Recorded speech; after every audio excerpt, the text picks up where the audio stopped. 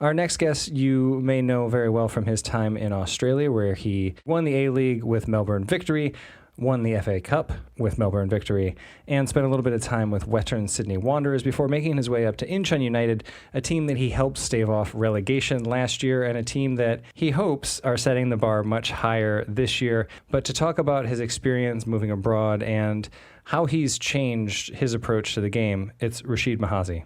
Rashid, thanks so much for joining us. G'day, Ryan. How you going? Good. We'll keep the questions from other folks going. And Todd Wild came in on Twitter, and he wants to know if you've had time to empty out your pockets yet, or if you're still keeping Cecina in there.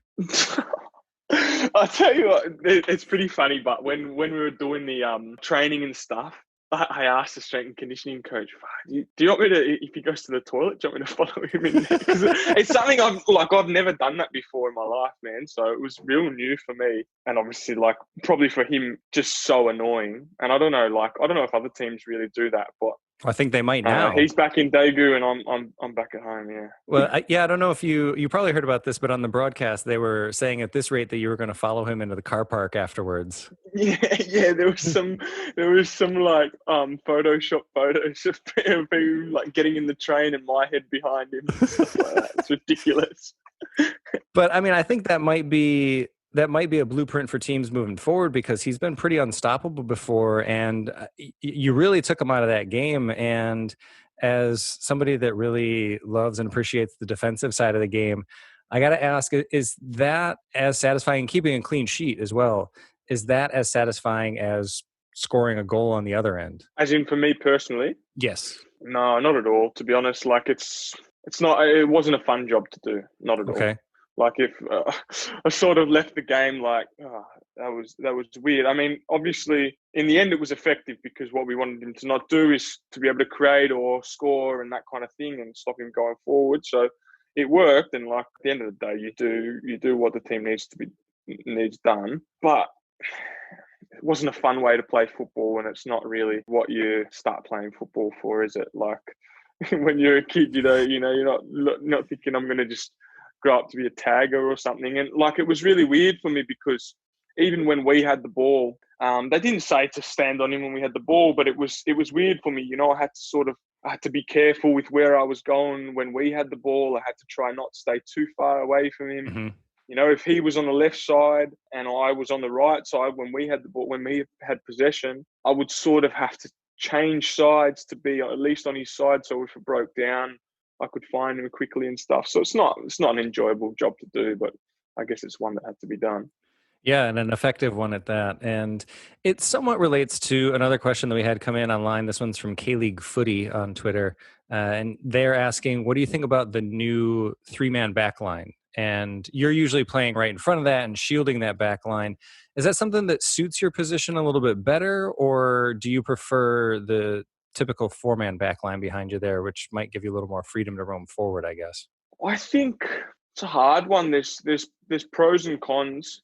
It definitely feels like, this might sound weird, but it feels like there's maybe less options through the middle going forward. And maybe it's just because I'm not used to it. I've never played with three at the back, but yeah, you always have a good option wide. So it sort of encourages you to play wide. And I guess that's the way we want to play, which is all right. But what do I prefer?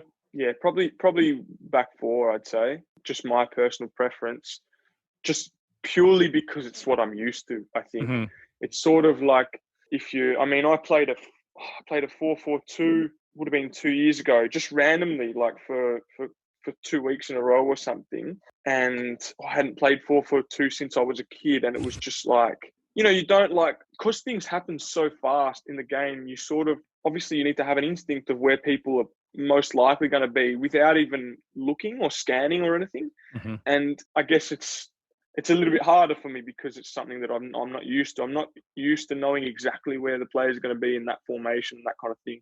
We've obviously been playing it now for a decent amount of time, but what's 4 months compared to, I don't know, 6-7 years of studying and playing 4-3-3. Right. Yeah.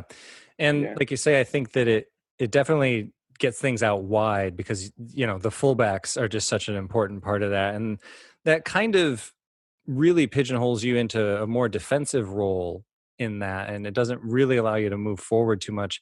Is that something that, you were just saying that the man marking on Cecina is not necessarily the best, which understandable, but would you want more ability to kind of roam forward and get involved in the play moving forward, or do you like kind of shielding the back line and being back there for the defensive side of things? No, I'm fine. No, I'm fine shielding the back line and staying deep and picking up the ball deep and things like that. That's fine to me. And I do like the thing is, I really like the defensive side of the game. I think it's as, it can be as artistic and complex as playing a forward role because, you watch like certain players like Kante, who's obviously maybe the best in the world, and like his ability to do that role is unbelievable to the extent of some of the attacking players and their ability to go forward.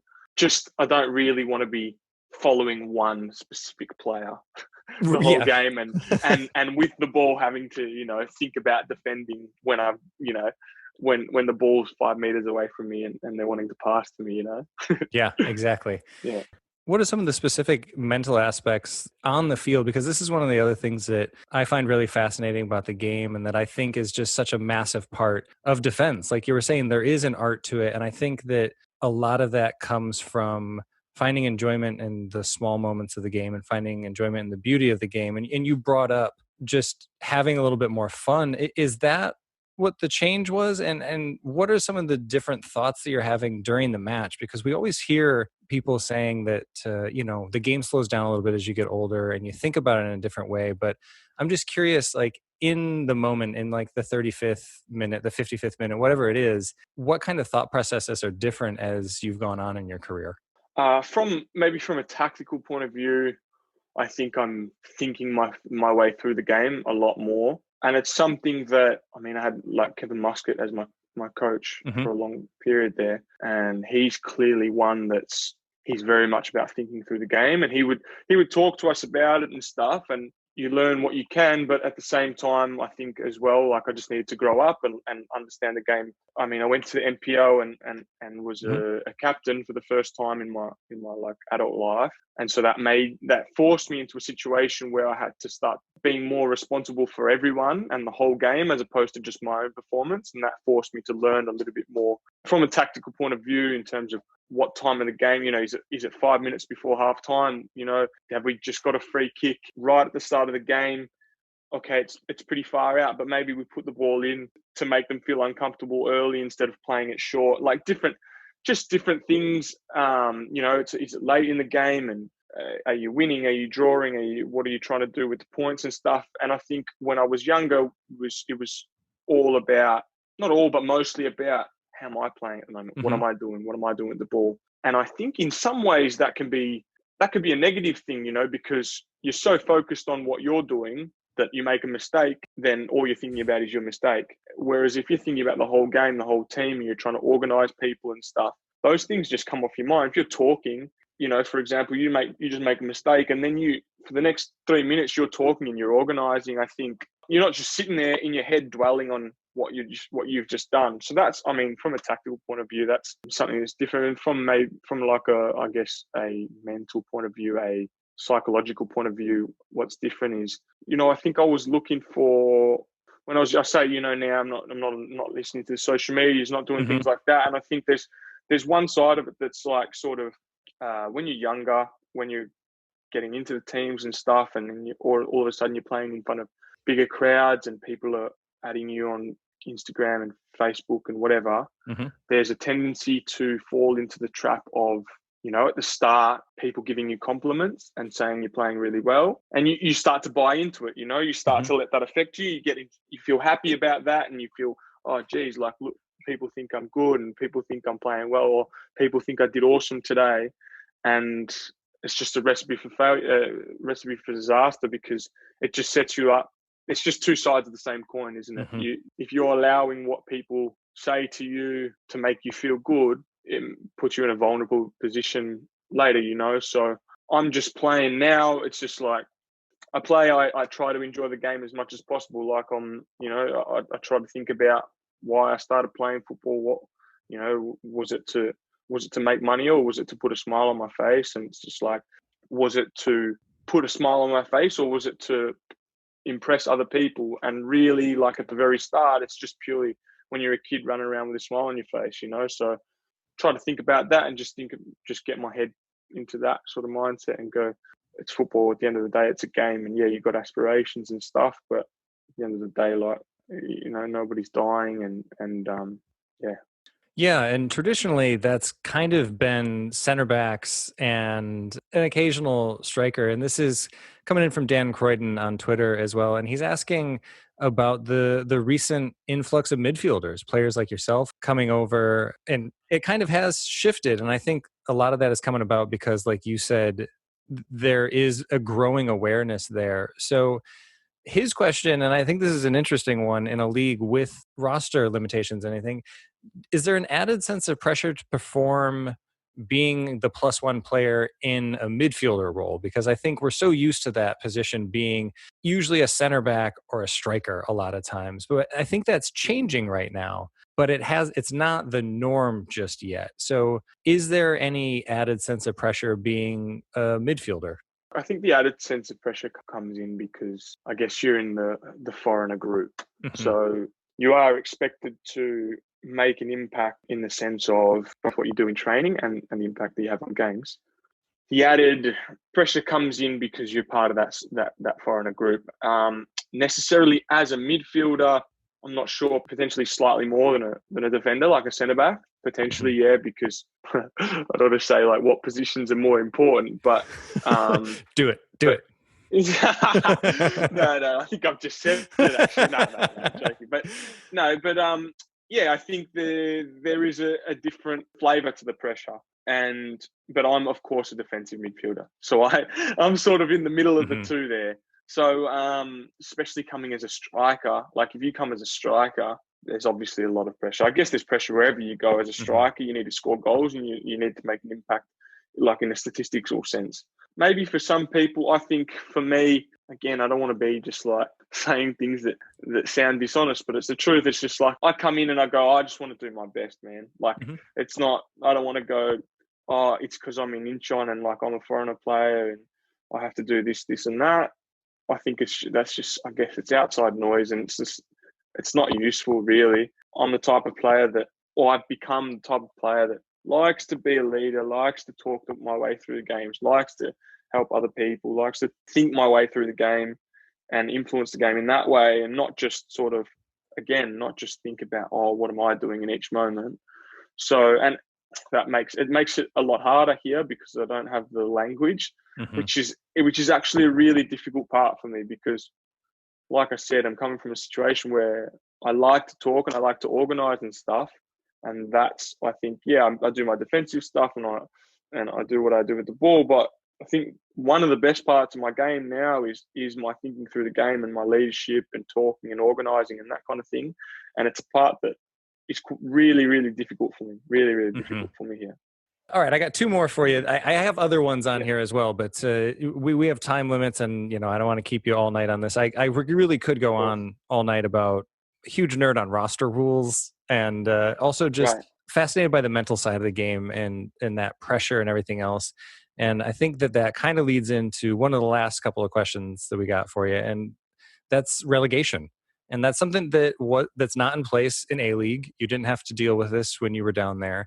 But playing for Incheon specifically, this is something that's always around. The Great Escape is always on at Incheon. It's just always a thing. I have learned you do not bet against Incheon. It will happen. But this year, it's a shortened season. And I think that ramps up that pressure even more because last year it took those extra games after the split to find safety. And my question is, do you think that this kind of pressure for teams, and you've talked about how you respond to pressure and how it's a love-hate, which I love that. Do you think that it's necessary for teams to have this in league structure? Teams like Incheon here in K-League, but also would it be something that you'd like to see put in place in Australia? Do you think that this is something that helps leagues and helps the game overall?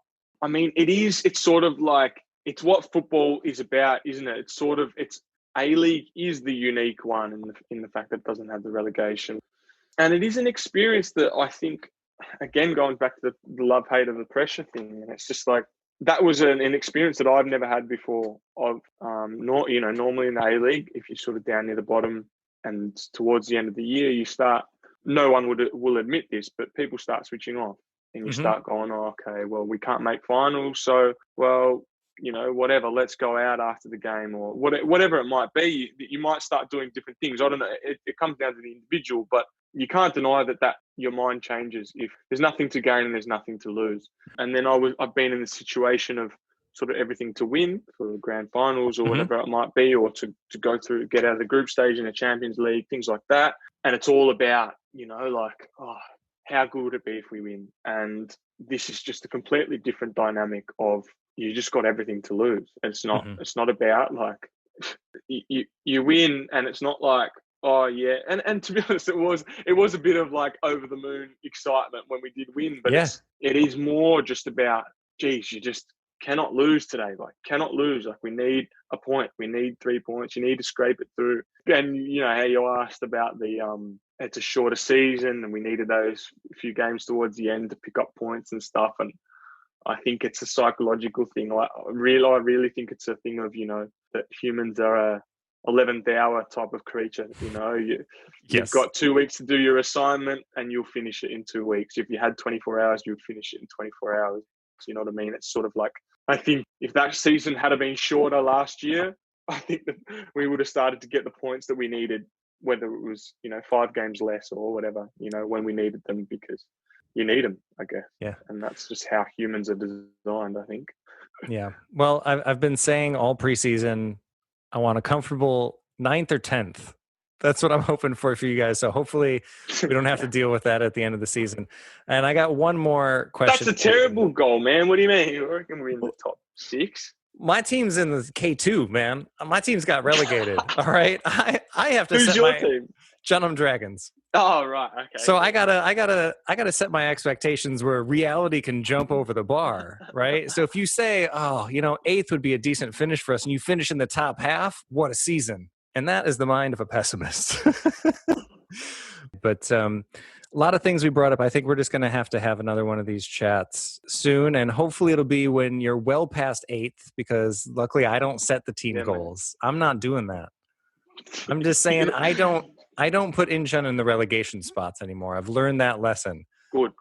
So I put them above there. But Rashid, thank you so much for taking the time, and best of luck this season. And we'll touch base again as the season's coming to a close. All right, Ryan. Thanks for having me.